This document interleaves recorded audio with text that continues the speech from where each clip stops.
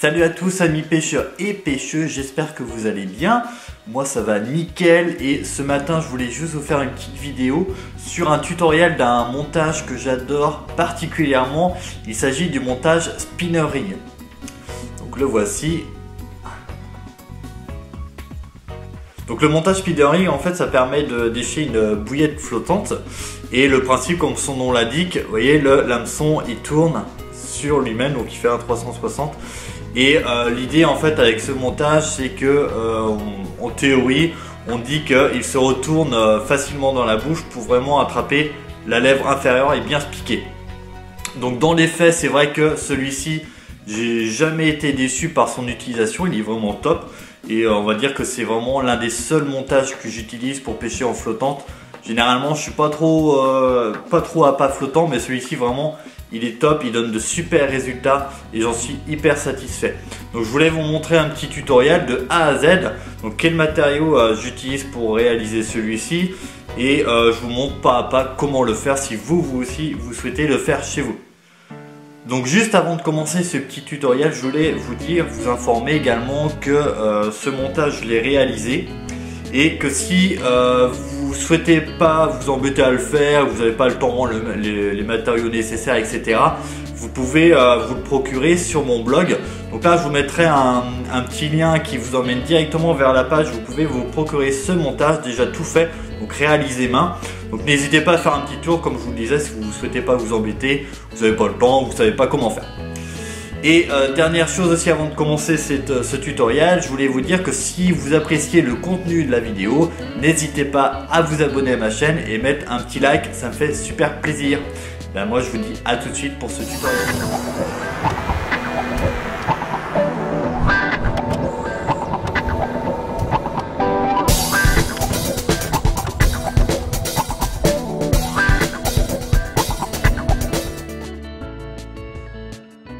Pour faire ce montage, vous aurez donc besoin d'environ 30 cm de fluorocarbone, une vis à appât, un émerillon classique avec anneau, un émerillon type rapide avec anneau, un hameçon type curve chunk, donc de la marque Corda ou similaire, un hook bed, environ 1 cm de gaine thermorétractable et de la pâte plombée.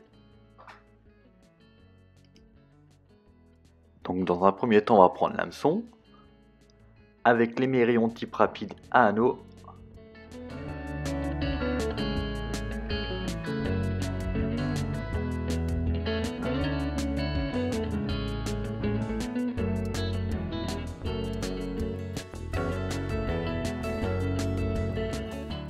On vient mettre ensuite la gaine thermorétractable, donc en passant par la pointe de l'hameçon.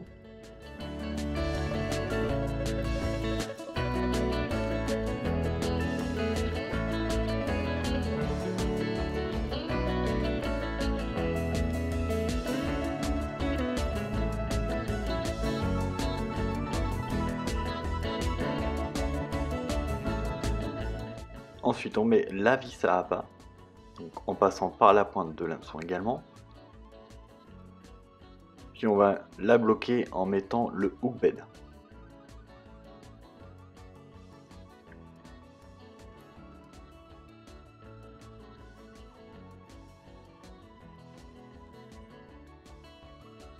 Donc le hook bed on le place à peu près sur la courbure de l'hameçon. On passe la gaine thermo au-dessus de la bouilloire.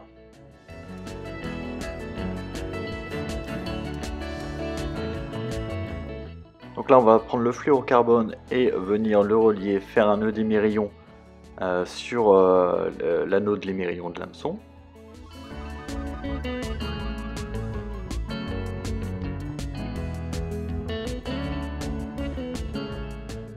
On fait environ 5 ou 6 tours, hein, ça suffit largement. Donc on repasse dans la boucle et on va venir serrer l'ensemble.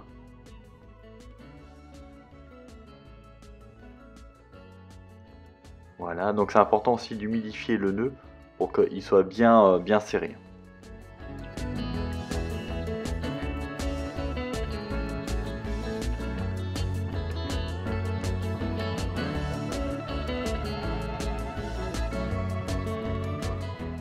Ensuite, on va venir couper l'excédent de fluorocarbone Donc environ, laisser environ 5 mm pour pouvoir justement le brûler derrière et consolider un petit peu plus ce nœud.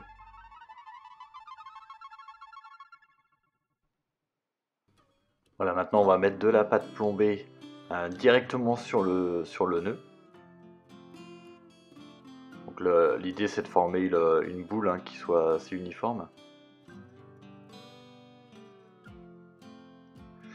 Et pour finir, on va relier du coup l'extrémité du fluorocarbone à l'émerillon à anneaux qui nous reste, de façon à relier le bas de ligne au corps de ligne.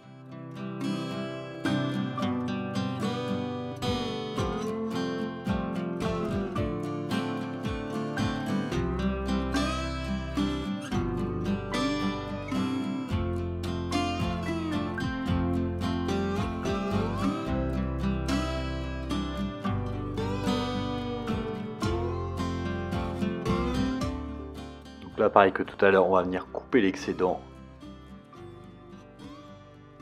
et le brûler. Voilà, et donc là, le montage est terminé. Voilà, par contre, il y a juste un petit souci au niveau de l'aspect. Vous voyez, quand le fluorocarbone, on va le travailler, on va faire des nœuds, il va avoir tendance à vriller, à se courber. Donc pour remédier à ce petit problème, on peut repasser simplement au-dessus de la bouilloire en tirant sur les deux extrémités. Et du coup, on obtient un fluorocarbone qui est bien droit, qui va bien se plaquer sur le fond.